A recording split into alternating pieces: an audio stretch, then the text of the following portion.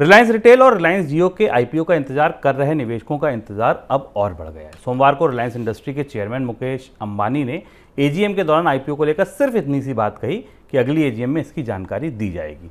पिछली एजीएम में भी मुकेश अंबानी ने यही कहा था। हालांकि रिलायंस इंडस्ट्रीज इस बार की एजीएम में मुकेश अंबानी ने यह ज़रूर कहा कि कंपनी आने वाले समय में एफएमसीजी कारोबार में उतरेगी। ये सबसे नई बात थी। लेकिन सर, आईपीओ का इंतजार करने वाले लोगों के हाथ में निराशा लगी।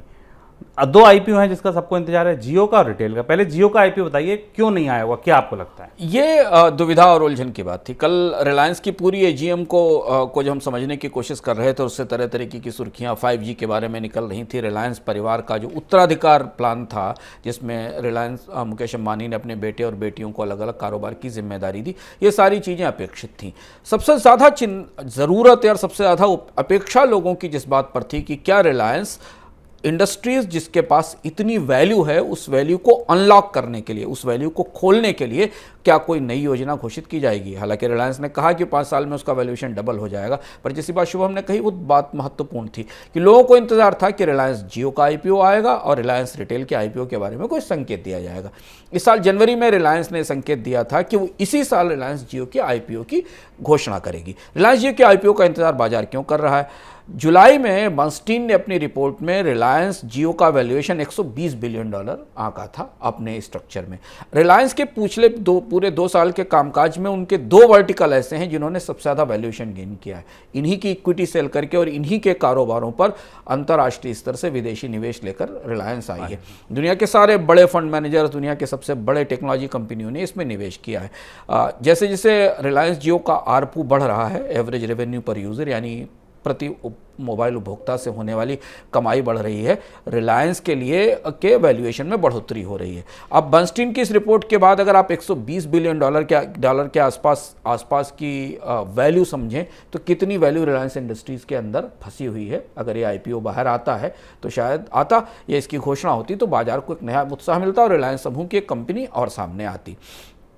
दुविधा क्या रही होगी? शायद क्योंकि रिलायंस के बड़े बैग में सब शामिल हैं और इसलिए रिलायंस का कुल वैल्यूएशन बड़ा दिखाई दे रहा है। दुविधा शायद ये रही होगी कि अभी रिलायंस को बड़े पैमाने पर निवेश करना है 5G के इन्वेस्टमेंट में। क्या रिलायंस जियो अलग होकर एक प्रॉफिटेबल कंपनी के तौर पर सामने आ पाएगा? क्योंकि अभी आरपू बढ़ा तो है, पर आरपू एयरटेल से कम है। आने वाले समय में जो निवेश होने वाला है वो निवेश कंपनी के बैलेंस शीट पर किस हद तक का असर करेगा? इन सवालों के जवाब हमें नहीं मिले, क्योंकि रिलायंस जियो रिलायंस का पार्ट है। लेकिन बाजार की अपेक्षा थी कि जियो का आईपीओ सामने आए और लोगों को रिलायंस समूह की इस उभरती हुई कंपनी में निवेश का मौका मिले। ये रिलायंस की एजीएम की पहली बात थी। सर, दूसरा, रिटेल का आईपीओ वो कहाँ लग गया? रिटेल की आईपीओ इसके बाद दूसरी महत्वपूर्ण चीज़ थी जिस पर हमने कहा कि रिलायंस ने जिस अपने दूसरे बिजनेस को डाइवेस्ट किया है, दूसरे बिजनेस का इस्तेमाल किया एक पैसा जुटाने में या दुनिया से निवेश पाने में, वो रिलायंस रिटेल था। रिलायंस रिटेल का वैल्यूएशन भी अलग अलग आकलनों में 2 लाख करोड़ रुपए से ऊपर आंका गया है अकेले रिलायंस रिटेल का। रिलायंस रिटेल के पास करीब अभी जो आंकड़े में चेक कर रहा था उस हिसाब से 2500 स्टोर रिलायंस रिटेल ने पिछले 1 साल में जोड़े हैं। तो यानी रिलायंस का ऑफलाइन नेटवर्क भी उतना ही बड़ा है। अगर आप व्हाट्सएप के साथ रिलायंस रिटेल या रिलायंस स्मार्ट और डेटा इंटीग्रेशन और ई-कॉमर्स इंटीग्रेशन को देख लें तो रिलायंस रिटेल के पास भी काफ़ी बड़ी वैल्यू उपलब्ध है जिसे अनलॉक किया जा सकता है और जिसके शेयर्स बाजार में दिए जा सकते हैं।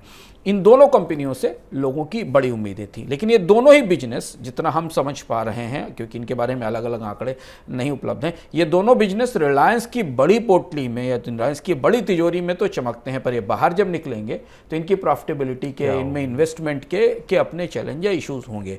पर इस दृष्टि से अगर आप रिलायंस की एजीएम देखें, निवेशक की दृष्टि से देखें तो रिलायंस की एजीएम ने कल निवेशकों को निराश किया, कि वो काफ़ी समय से रिलायंस समूह से किसी नए निवेश की, किसी नए आईपीओ की प्रतीक्षा कर रहे थे और यही सबसे बड़ी एक्सपेक्टेशन रिलायंस की एजीएम में थी। अब फिर अगली बैठक का इंतजार रहेगा जब शायद मुकेश अंबानी बताएंगे कि वो अपनी कंपनियों के इन कंपनियों के आईपीओ कब तक लेकर आएंगे। खैर, बात अगली एजीएम तक तो टल ही गई है।